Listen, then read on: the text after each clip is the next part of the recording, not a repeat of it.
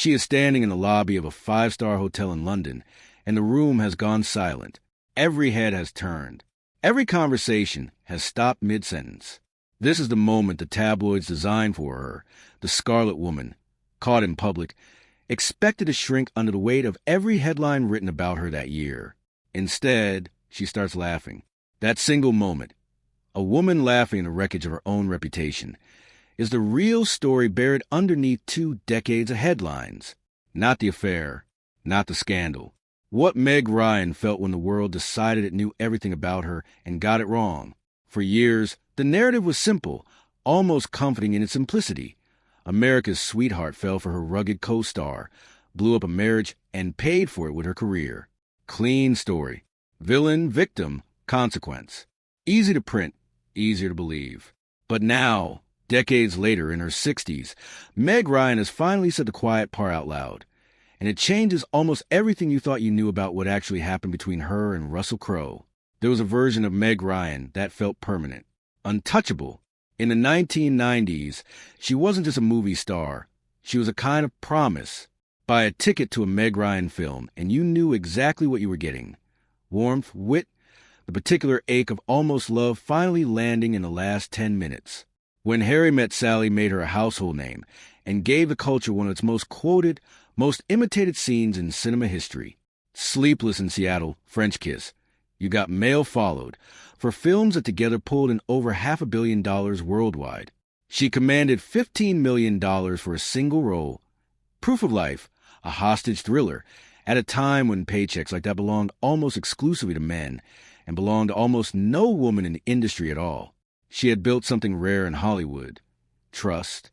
Audiences didn't just like her, they believed her. And for a decade, that belief was worth more than any award she could have won. But trust, once broken, doesn't come back the way it left. Behind the smile that had sold a decade of romantic comedies, her real marriage was quietly falling apart. She had married actor Dennis Quaid on Valentine's Day, 1991.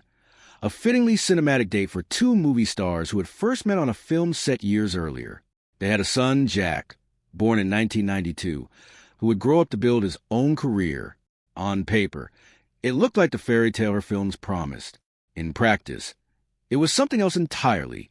A marriage strained first by addiction, then slowly hollowed out by an imbalance neither of them had signed up for when they fell for each other. Quaid would later admit that watching his wife become a phenomenon while he remained merely successful left him feeling, in his own words, like he disappeared when they walked down the street together. He called it, years afterward, a kind of small, quiet grief he was ashamed to admit he felt. By the time Meg Ryan stepped onto the set of Proof of Life in 2000, that marriage was already a shell of what it had once been. She would insist on this for years afterward, that it ended long before it became public property, long before the press turned her private collapse into entertainment for strangers. Nobody believed her, because standing across from her on that film set was a man the tabloids couldn't resist, Russell Crowe. Intense, unpredictable, an Academy Award winner with a reputation for saying exactly what he thought and meaning every word of it. Consequences be damned. They were playing a hostage negotiator and a desperate wife on screen. Off screen, something real was happening, and it was happening fast, faster than either of them seemed prepared for. By July of 2000, before her divorce from Quaid was even finalized, photographers caught Ryan and Crowe holding hands as they left a Hollywood party together. It was the image tabloids are built for. 2 enormous stars, caught in a moment that looked exactly like what everyone already suspected. And it was only the beginning. They were spotted together in restaurants and clubs across London, drifting through California and Australia, as though the rest of the world weren't watching, though of course it was always. Friends who saw them together described 2 people who seemed almost swallowed by each other. Constant calls, constant emails, the specific intensity of connection, neither one was trying very hard to hide, even while insisting publicly they had nothing to hide at all. At one point, they went house hunting together in Australia, pretending, unconvincingly, that it was simply 2 friends looking at real estate. A friend who witnessed it called a whole charade sweet, almost boyish. Crowe pointing out properties like a man already imagining a future. Everyone else called it confirmation. And yet, For two people so visible in public, they became strangely invisible everywhere else. Both Ryan and Crowe refused nearly every press interview during promotion of Proof of Life, unwilling to answer questions about the relationship consuming the headlines around them. The film's director was furious. He'd made a movie, and his two leads wouldn't speak a single word about it to protect a secret that was already, by that point, an open one. The affair, real or perfectly timed coincidence, depending on who you believed, detonated Meg Ryan's public image in a way none of her films ever had. The tabloids didn't just report a breakup. They rewrote her entire identity overnight. The woman who had taught a generation to believe in love was now, in her own later words, painted as a scarlet woman. Her films had sold warmth and safety and the comfort of a happy ending. Now the headlines sold betrayal instead. And Hollywood, which had lined up for a decade to put her name above the title, began quietly, almost politely, stepping back. What almost no one clocked at the time was how short-lived the relationship actually was. Less than a year, start to finish. By Christmas 2000, Ryan and Crowe were already apart, each spending the holidays on opposite sides of the world from each other. There was no dramatic public statement, no tearful confession, no closure offered to the audience that had spent months obsessing over every photograph. They simply stopped quietly, the way most real things end. But the consequences didn't stop with them. The scandal had opened a door, and once it opened, everything else came flooding through it. In 2003, Ryan sat down for what should have been a routine promotional interview with British broadcaster Michael Parkinson, there to discuss a dramatic departure from her usual work, an erotic thriller called In the Cut. Instead, the interview turned into something closer to an interrogation. Parkinson pressed her about the film's content, about her personal choices, implying, not subtly, that her divorce and Crowe affair had pushed her towards something darker and more desperate. Ryan visibly recoiled on camera. Her answers shrank to single words. Eventually, she asked him flatly to just wrap it up. It became one of the most infamous television moments in British chat show history. Later ranked among the most shocking chat show moments on record, alongside a slap and an apocalyptic prophecy. For years, the story was that Meg Ryan had been rude, cold, ungrateful for platform. It would take Parkinson nearly 2 decades to admit, in a 2021 interview, that he had let his own anger take over that night, that he'd come across as pompous, that he owed her an apology he never properly gave in the moment it mattered.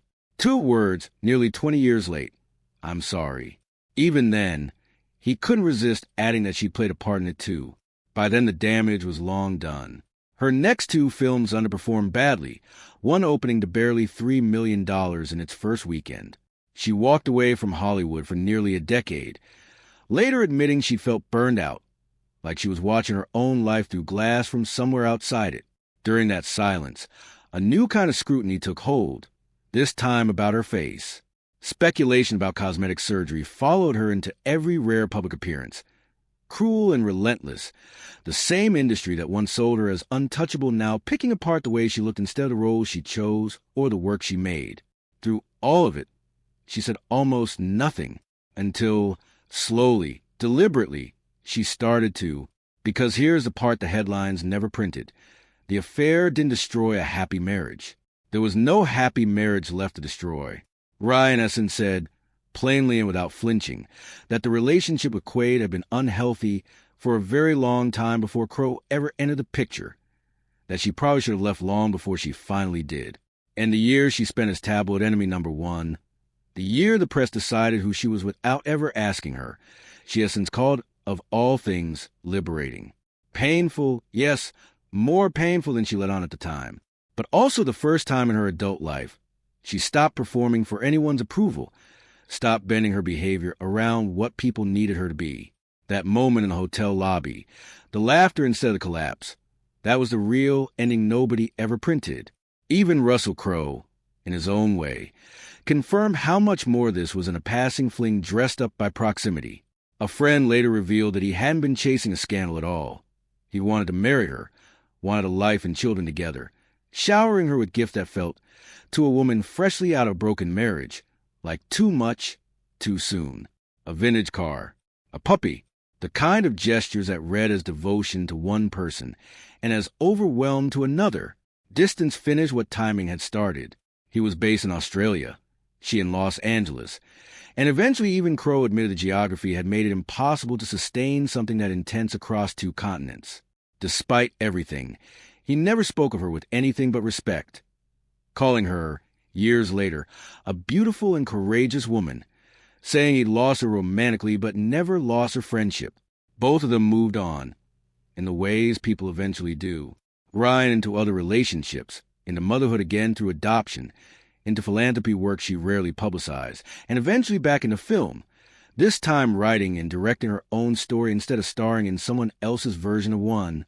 Crowe built a quiet, contented life of his own an ocean away, telling an interviewer decades later that he had no interest in marrying again, that his life now was simply too joyous and too settled to risk disrupting with a wedding.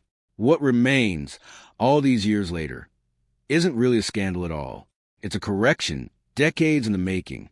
The woman the world called a home wrecker was, by her own account, simply a woman who finally stopped waiting for permission to leave something already broken.